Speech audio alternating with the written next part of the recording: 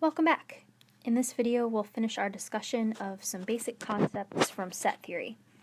In the last video, you learned what a set is, as well as 3 ways to mathematically describe a set.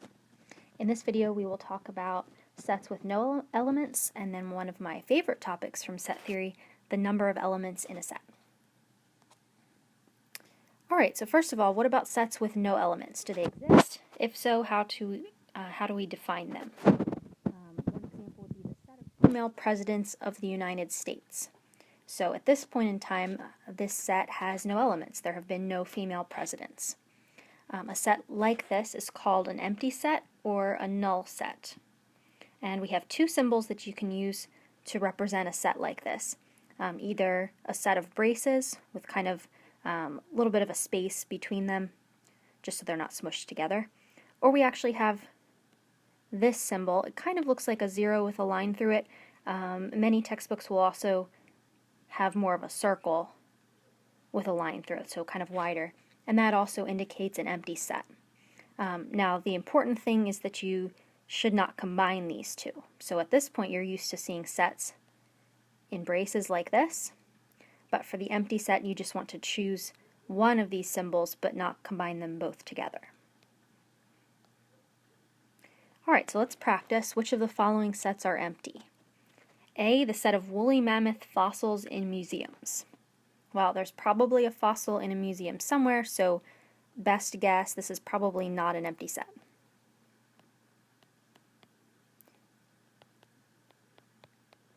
Alright, part B, a little review of set builder notation in this one.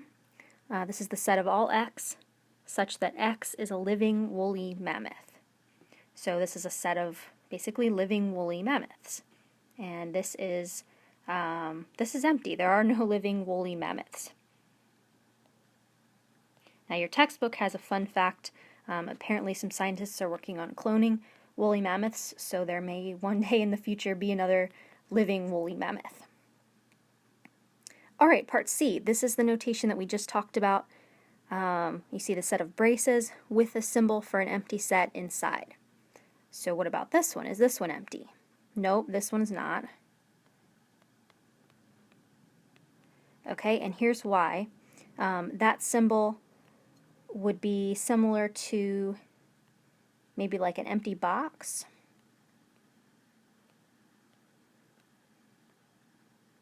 Okay, but then inside that empty box, we put another empty box.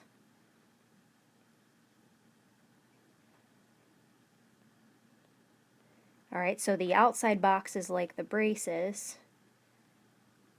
and then the inside box is like that empty set symbol. Alright, so when you see that notation, it's a box inside of a box, and the question is asking us, is the set empty? Well, they're asking us about this outside one. Alright, is this one empty? Well, no, it's not, because it has a box inside of it. So it's a little bit of a brain twister there to think about, but take a minute or two and think about why that is the case. But that outside box is not empty. Alright, so, we can kind of just keep building on that. So if you saw like this, a couple different braces, maybe an empty set inside. Okay, that's also not an empty set, right? Because they're asking us about the very outside one, and it has basically 2 empty boxes inside of it.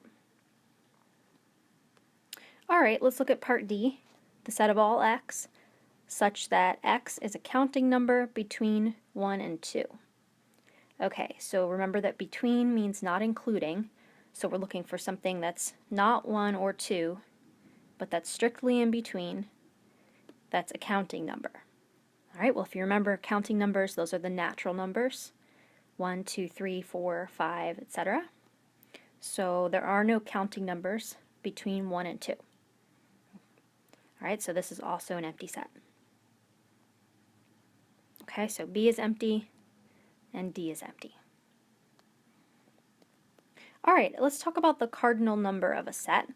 This is the number of distinct elements in the set. And if you're following along with Math in Our World, that textbook, their definition does not include this word distinct, but I think that really should be in there. If it's not, it's a little bit confusing. because we need to know what to do if you're counting, should you count repeat elements? And the answer is no. If you see something more than once, just count it once. All right, so hopefully that will become a little bit more clear when we do a couple examples. All right, so the cardinal number is the number of elements in the set. For a set A, the symbol for the cardinality of it is n of A, and n stands for the number. So it's basically like asking what is the number of elements in set A, or how many things are in that set. All right, so here's an example. The set R, which equals the set containing 2, 4, 6, 8, 10, has a cardinal number of 5, since there are 5 elements in that set. And then a couple other ways to say that. We could say the cardinality of set R is 5, or n of R equals 5, meaning the number of things in set R is 5. All right, so as soon as you see this n notation, your answer should just be a number. All right, and then notice it's also not, this would be incorrect. I see this one a lot. Okay, and so this, if you read what this means out loud, you would read this: the number of elements in set R is the set containing 5. Well, that doesn't make sense. The number should be, the number should equal a number. A number can't equal a set. All right, so you would write that without the braces. All right, let's look at some examples. So we want to find the cardinal number of each set, or find the cardinality. Okay, so in part A, we have a set with 1, 2, 3, 4, 5, 6 elements. So the cardinal number of set A is 6, right? And you can write that as n of A equals 6. All right, set B, we have to do a little bit more work. The set of all x, such that x is a natural number and x is less than 16. Right, so how many natural numbers are less than 16? Well, that set starts at 1 and goes all the way up to 15. All right, so the cardinality of set B is 15. There are 15 elements in that set. All right, how about set C? Set C contains the element 16. So this is a single element set. So we say that the cardinality of set C is 1. All right, how about the empty set? Okay, well, this is the same thing as a set of braces with nothing inside. The empty set has no elements, so its cardinality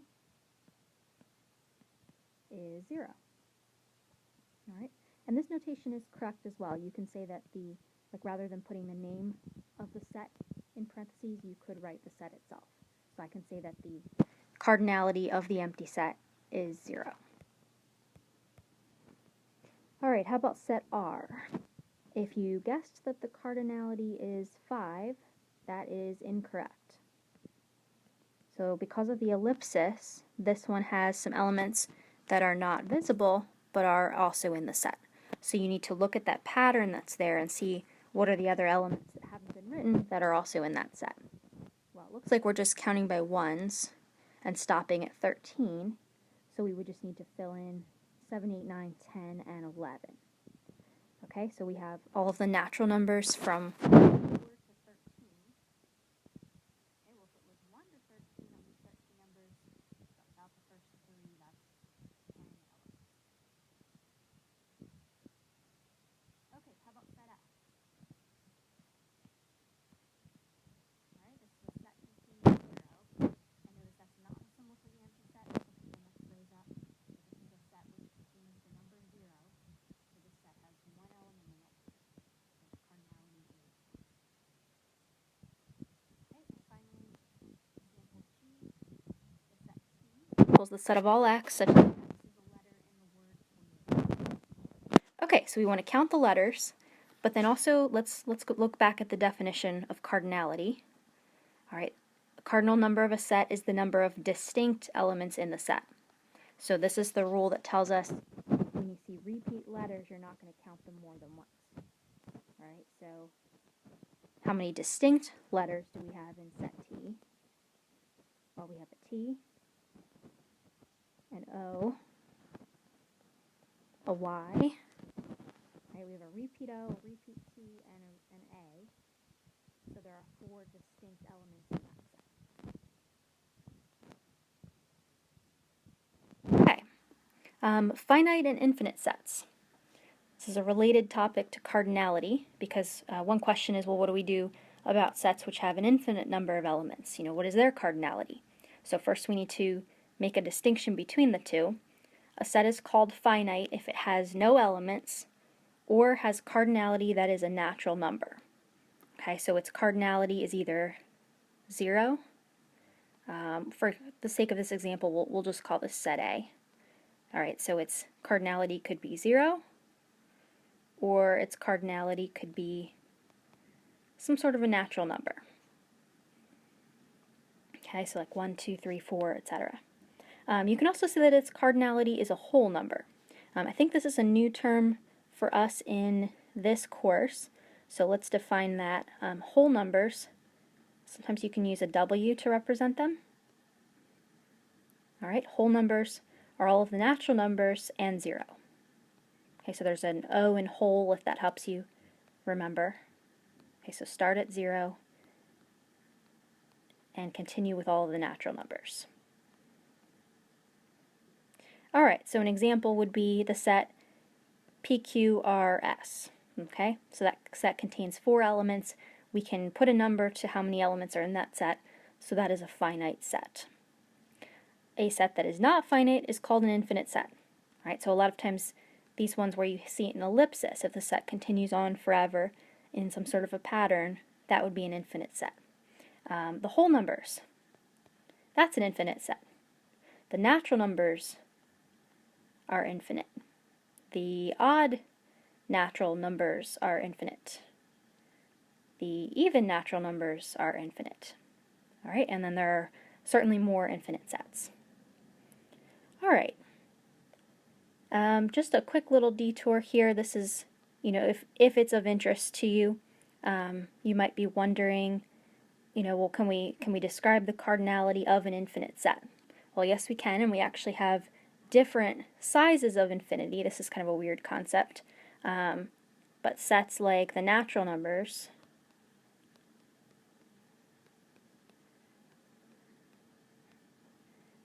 okay, or let's see, the whole numbers,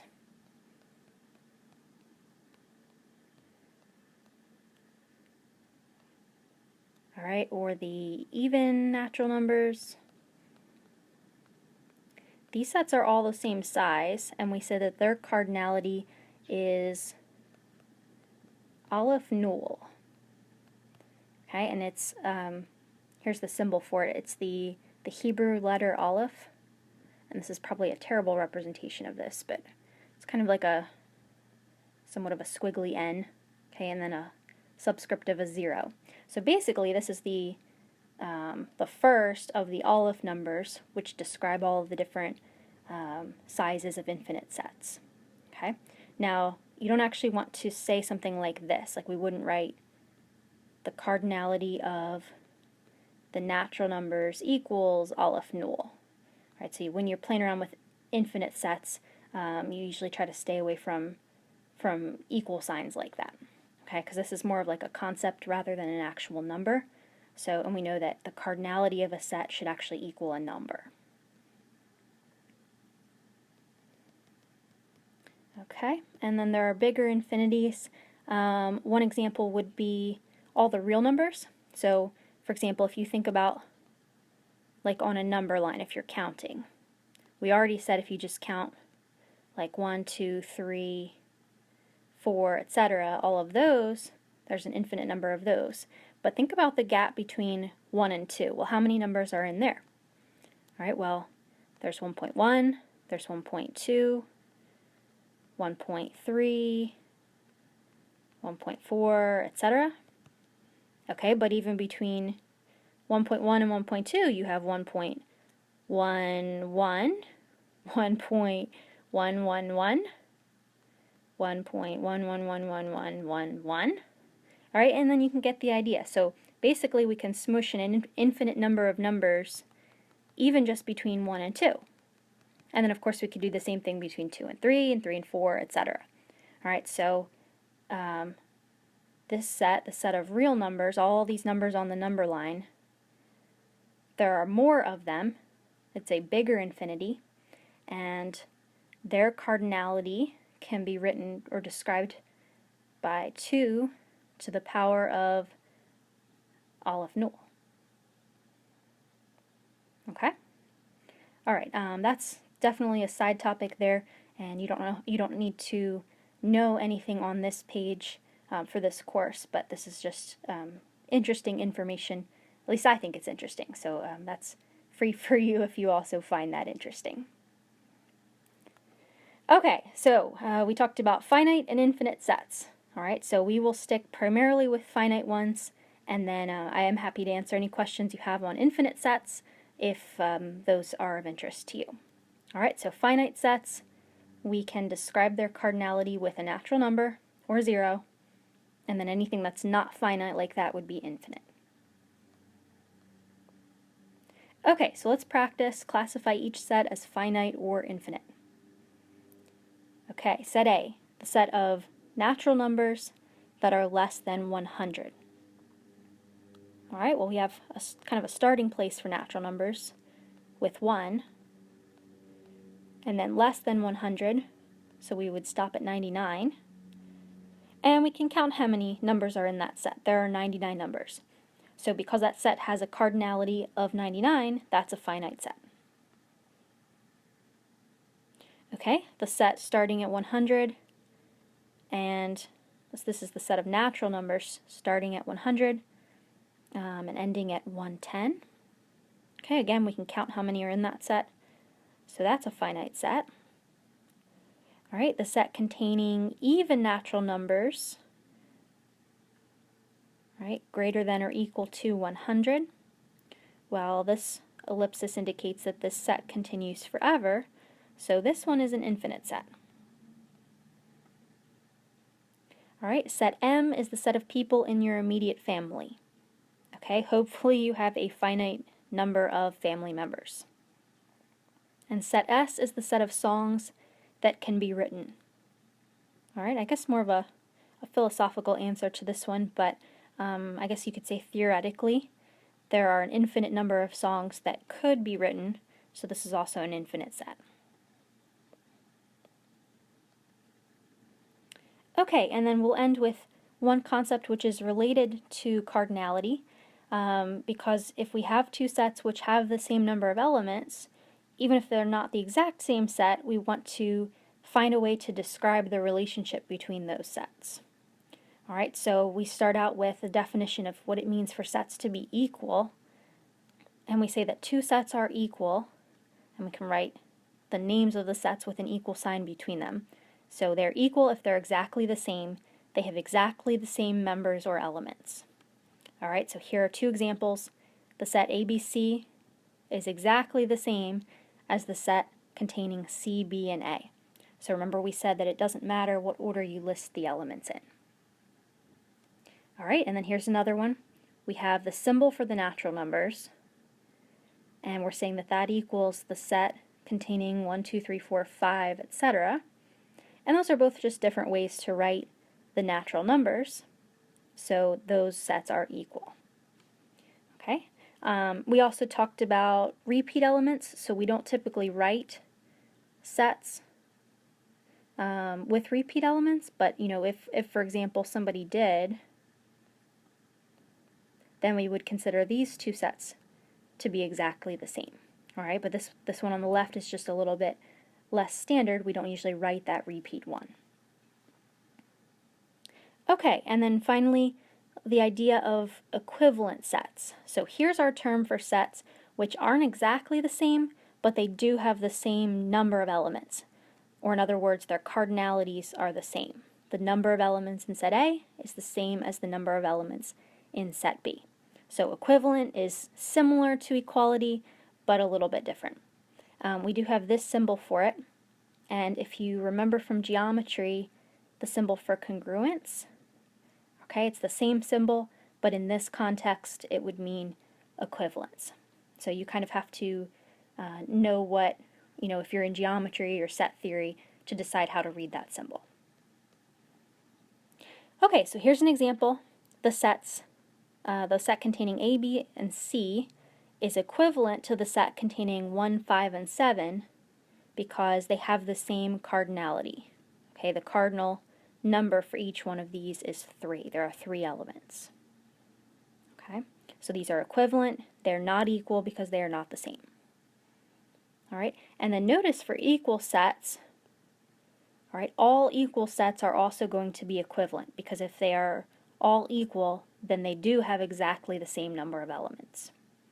All right, you might be protesting if you're looking at this example in the top corner, but remember that we said that cardinality should be the number of distinct elements. So this first set, we're still going to say that its cardinality is 2, just like this one. All right, and then we'll end with an example, deciding if sets are equal or equivalent. All right, so equal, equivalent, or neither. All right, first example, both of those have 4 elements, so those are equivalent. Not equal because they're not the same elements. Okay, in example B, we have 2 sets which have exactly the same 3 elements, so those are equal, and then of course that also makes them equivalent. All right, so it can be both. Okay, example C. All right, watch out for little tricks like this. The first set contains a single element, the number 213. The second set contains 3 elements, 2, 1, and 3. So these are neither equal nor equivalent. They have different cardinality, so they can't be equivalent, and they don't contain exactly the same thing. All right, in set D, all right, these do not have the same elements. One has a 10, one has an 11, but they do each have 4 elements, so these are equivalent. Okay, it's part E, even natural numbers less than 10. Okay, even natural numbers less than 10, actually those are 2, 4, 6, and 8. Right, so these are the same set, so these are equal and equivalent.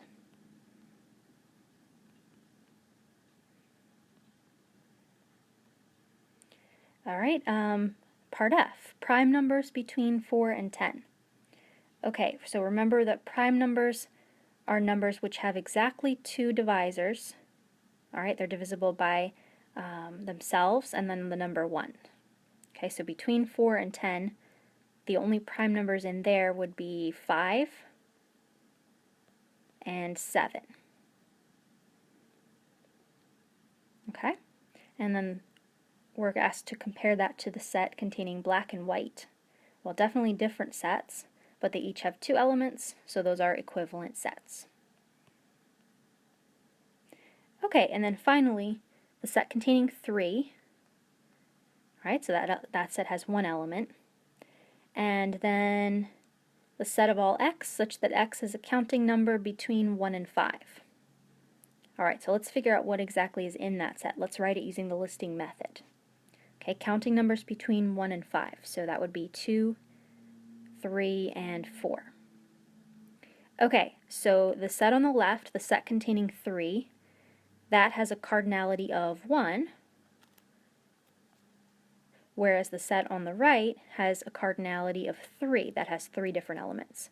So those sets are not the same, so they're not equal, and they have different cardinality, so they are not equivalent. So this is neither.